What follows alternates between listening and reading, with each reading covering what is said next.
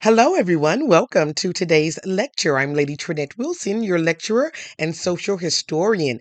Today is a viewer's request. They wanted to learn more about how the Black people lived in England during the Regency period.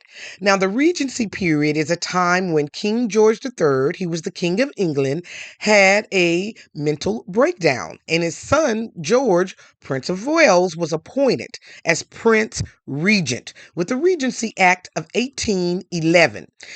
Here at Royal Black and Elite, not only do we uncover royal blacks in all over the world, but we want to dig deeper and understand our experience across the world so that when you meet other black people, you don't just assume they had an American experience, though you'd be surprised. In England, they did. But what's also surprising is that the blacks even stratified even there in England than America. So I think you're going to find today's lecture very interesting and learn more about blacks from around the world. Now, the Regency Act of 1811 put his son in rulership, but King George III, he had a rough rulership. The American Revolution happened in 1796, so America and the North American colonies had split from England. Britain was one of the leading slave traders in the world. Problem, and they were undertaking global colonization, so they were fighting all over the world trying to colonize. Not only that, he was married to arguably the second woman of African descent, Queen Charlotte of Mecklenburg-Strelitz. I did leave a video link for you to watch her video down below. So he had a whole lot of pressure. So I believe, perhaps, allegedly, he may have cracked up under all of that pressure. And so his son took over. Now, some argue about when the Regency period was. So officially, it was 1811 to 1820, which after King George III died, his son was crowned the king. But some believe there was a Regency government from 1795 to 1837 when Queen Victoria was crowned. So no matter how long or when it was, there was a period that the king was not able to lead because he had a mental breakdown. So this is where we're going to look at the black population during this time period. Now, during this period, there were a substantial amount of blacks in Liverpool and Bristol. And it was prominent because there was about 20,000 blacks that lived there. In 1764, the Gentleman's Report that there were around that many servant Negroes and people who were working. So there was definitely a big contingent there. Now, in 1796, records indicate that 2,000 enslaved and mixed race slaves were brought to England for domestic work and manual labor. The country was experiencing a great deal of industrialization, so they were there. So England was completely divided by class. There were the elites and everybody else. The 1% lived in opulent houses, they ate the best foods, and they lived really well and dressed very well. They had all the expensive clothes. Now, mind you, back in 1796, clothes weren't as expensive. You could get a Hugo Boss suit for like $100. So they lived very well. Their day-to-day activities included throwing social events, drinking tea, decorating, and otherwise living a very privileged life. Now, for black aristocrats at the time who were in England, and believe you me, they were very far and few in between, and they were usually mixed race, the children of the slave masters back in the northern colonies would send their kids to England to be educated. So this is the picture of what most of the upper class black people look like, as well as there were some who were wealthy, who had made their living through artistry or perhaps business that were not mixed race, but those two were often few and far between. Now, the first black aristocrats that most people maybe are familiar with is Elizabeth Dido Bell. She was born in 1761, and she was a daughter of a slave owner, and she lived in England. But, I've told you so many stories about these types of stories, so definitely click down below if you want to know more. Then we have people like Sarah Forbes Bonetta. Now, Sarah was a Yoruba princess who was captured in slavery and brought to England. And because she was so well spoken and the queen took a liking to her, she adopted her as her goddaughter. I have her story down below as well. And then Queen Charlotte, of course. So there were some upper class blacks during that time that, again, some were mulatto and some weren't. But there were also black people, again, who had done well in business. People like George Africanus. He was born in 1763, and he had the first black grocery store. I have his story down below as well. And Caesar Picton, and he owned a malt house. So there were blacks who made money as well, but again, few and far between. It was these wealthy and well-placed black people who would become the leaders of England's abolitionist movement, and they also financed the abolitionist movement in America, because even though they were mixed race and even though they were wealthy, the white community always let them know, the Brits always let them know, you're not like us. Now, so for the majority of blacks, life was far from privileged.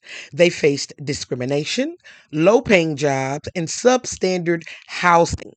But there was even a distinction between the lower class blacks and the middle class blacks. And what that really meant was who was making a little bit more money and who weren't making money at all, or just barely making money. So we see that here even in America today.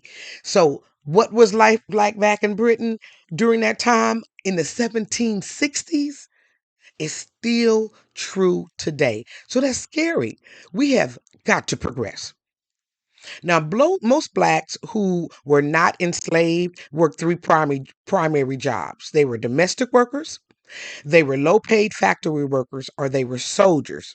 Now, I know today domestic work is very much looked down on, but back then that was as the kids say, the lick. If you could be a domestic worker, you could get a few things. So that's why they like to do it. But some blacks were also artisans, street musicians, shopkeepers, and peddlers on the street.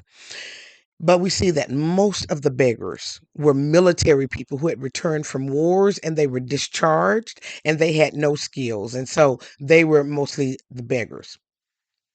Now, breakfast for domestic workers were included things like bread and meat, which could be the previous day's roast, porridge, bacon, and eggs. So that's why people wanted to be domestic workers. They ate better.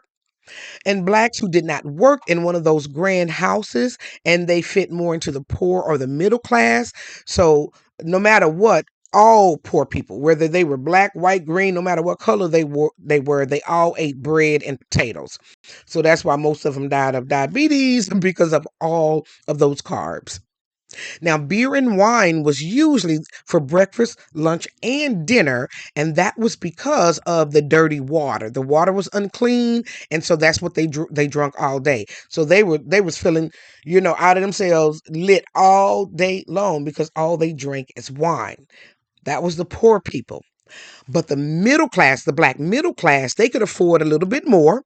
So for breakfast, they ate things like bread, milk, cheese, and gruel or oatmeal.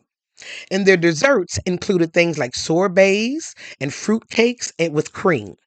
So we can see we are blessed. Can you imagine today feeding your family oatmeal every day and considered middle class? So we have to go ahead and give our praises to God because we are blessed here in our country. Now, the domestic workers even had decent dinner. They would eat things like roast or mutton, which is like spam today, veal, Irish stew, and even sometimes fish. Now, the food is not the only separation in classes. Where they lived also depended greatly on their money and how they could afford it. So much of the housing depended on that ability to pay. Most of the wealthy and middle class lived in homes further away outside of the town, while most of the middle and poor class lived right there near the ports and factories because that's where they worked. And even after the abolition of slavery, this living dynamic remained the same. Housings for Africans were overpacked slums that were often close to the port and all that smoke coming in. Not only were they close, but their apartments were filthy and poorly built, and a lot of people lived in the same place at the same time. So it was diseased, it was nasty, and it was poor. Now, in the upper and middle class, they could afford to live in multi-room single-family houses, according to Shannon Holland. And these communities often included mixed-race families who later became the foundation, again, also the middle class of America. So you have the elite class and the middle class often coming out of these mixed-race families. Now, as England's pursuit for colonization increased, the black population grew, and so did the call for slavery to be abolished. So on March the 25th, 1807, England abolished slavery. And King George III signed the Abolition of the Slavery Act in the colonies in 1833. But remember, America had already done the Revolution, the American Revolution, so they were not a part of this abolition of slavery, and they continued slavery on. So that was the plight of blacks in England during the Regency period. As you can see, a lot of their lifestyle paralleled with ours, except they had a beautiful accent. Blacks today, there's still a lot of Africans in Britain today. Africans, my friend and I have a dream to go to Paris, and I'm setting that up. I'm so excited. You should go with me. Let me know. We all should go. They have a beautiful history there of Africans, and I think that it's important to know what we were living like, what our lives were like all over the world. So I hope that you have learned a lot from my lesson. As you know, all of my lectures are for entertainment and educational purposes only, and the fair act use is in my description.